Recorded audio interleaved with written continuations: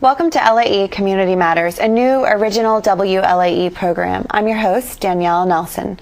Now more than ever, WLAE TV understands the invaluable support that nonprofit organizations provide to our city and neighborhoods. As a result, WLAE is stepping forward tonight by highlighting the work of Rebuilding Together, a program of the Preservation Resource Center in New Orleans. With us in our studio is Kristen Gislason-Palmer, Executive Director of Rebuilding Together. Thanks for being here with us tonight, Kristen. Thank you. Thanks so much for having us. Well, first of all, Kristen, what is Rebuilding Together? Well, Rebuilding Together is a program of the Preservation Resource Center, and we're also a local affiliate of a national program called Rebuilding Together, where it's headquartered in Washington, D.C., and there are over 200 affiliates across the country. Our mission is to improve the quality of life of our low-income elderly and physically disabled homeowners in New Orleans, and we've actually been at it since 1988. What exactly does the organization do? We started out as part of an overall neighborhood revitalization effort that the Preservation Resource did in the Lower Garden District, and they focused on vacant and blighted housing. As you know, even before the storm, we had 35,000 vacant and blighted houses. Right. And so they dealt with that issue, but they were also very concerned about displacement and gentrification. If you do a very targeted response to a community, the fear is that you will push out an existing population, people that have lived there for a long time, that are low income. And so they heard about this program called Christmas in April out in Midland, Texas, is where it originated. And they brought it to New Orleans, and they called us Christmas in October. So I'm sure many of your viewers remember us as Christmas in October. And we, of course, did it in October, not April, because we were not going to compete with Jazz Fest. And as we know, the weather in October is much more beautiful in New Orleans. Right. So that was how we started. And we started in the Lower Garden District. I think that first year we had maybe 100 volunteers, and we worked on maybe 10 houses, and all of our volunteers were local. And so we grew every year to the point where before the storm, we would do about 70 houses a year with around 4,000 volunteers that were all local. And the type of work that we focused on was quality of life repairs. I mean, our goal and our purpose was to improve their life and to enable them to live in their homes as long as they wanted to, and also in safety and in warmth. So we would do things like handicap ramps and handrails, exterior lighting. We would paint, and we would also do large-scale projects like paint the entire exterior, because obviously with the wood frame construction in New Orleans, it's a high-ticket item. Before the storm, our average annual income for our homeowners was around $12,600. Wow. Yeah, they were on Social Security, they were retired, they were physically disabled.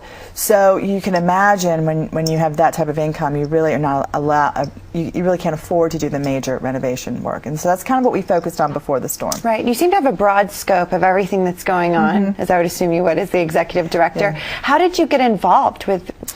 I actually got involved as a volunteer in my early 20s, and it was a program. I walked into the office, and this wonderful woman, Muffin Ballart, put me to work. I said, "What can I do?" You know how you are right out of college, and you're trying to find your way. And right. I think I was probably waiting tables to the economy probably wasn't so good back there, and I'm not going to say when. So and that's how I started. And I started actually going out to the houses, and she handed me a stack of folders and said, "Go find out what they need, what these homeowners need." And I wound up going into the Irish Channel. And I've spent days upon days going and sitting at kitchen tables across the Irish Channel and then across the city. I've probably literally sat at thousands of kitchen tables.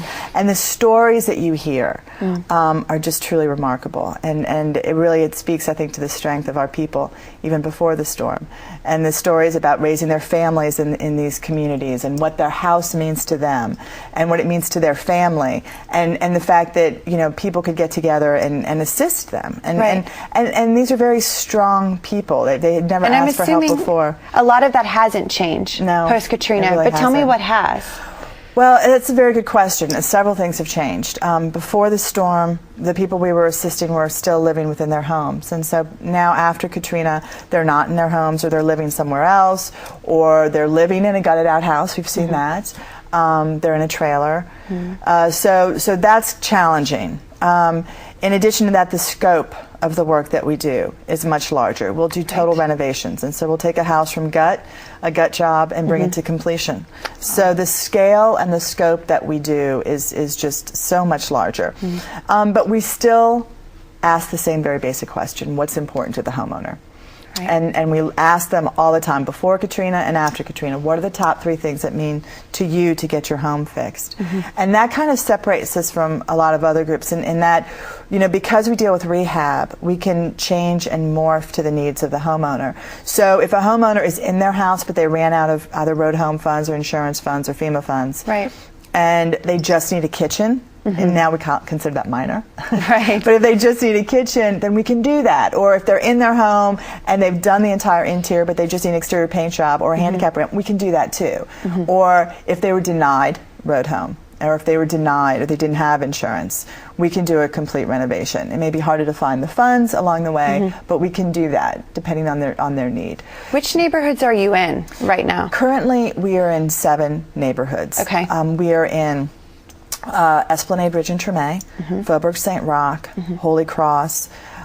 We are also in Broadmoor, Hollygrove, Mid-City, and Gentilly. Wow, that's a great region. It is a great region, and we also, though, only go into communities that request us to come in.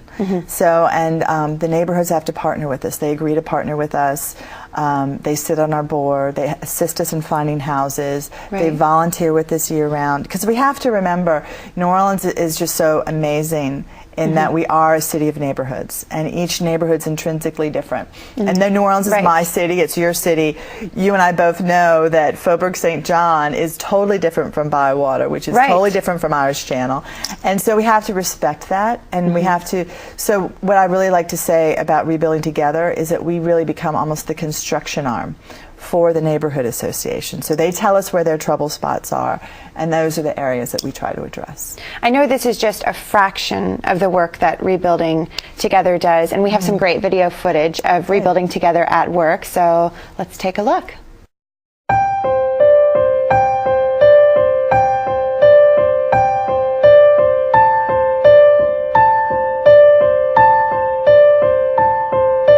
I've been with Rebuilding Together for close to 2 years now, 2.5 years. I started off as an AmeriCorps member, coming out right out of college.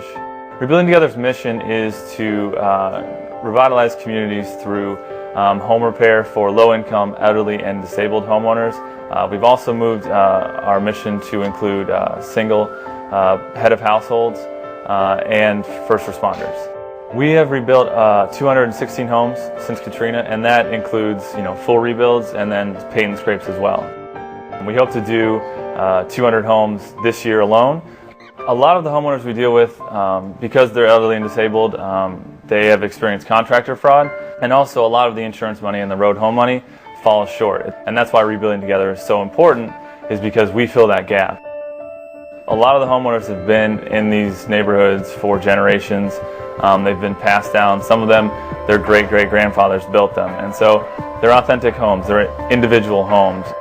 A good bit of our volunteers nowadays are spring break groups, college groups that come down during their spring breaks or winter breaks in January and March. Students who really feel the need to give back and go beyond their academic classes, and they want to, really make a tangible impact on a community. But we also have corporations who still want to make a commitment to New Orleans by giving volunteers from their company. I think that's why volunteerism has been a big hit with us, is because a lot of people just want to go beyond the normal tourist places, and they want to see what it's like to live and to struggle in New Orleans and give back. Every October we have our local build that we get local volunteers to come out, and that's really exciting because 5-10 years down the line we're going to need the local volunteers to come out and really help us. I think the experience you take from Rebuilding Together, it lasts with you the rest of your life, just because it impacts you because of the work you're doing, and it's hard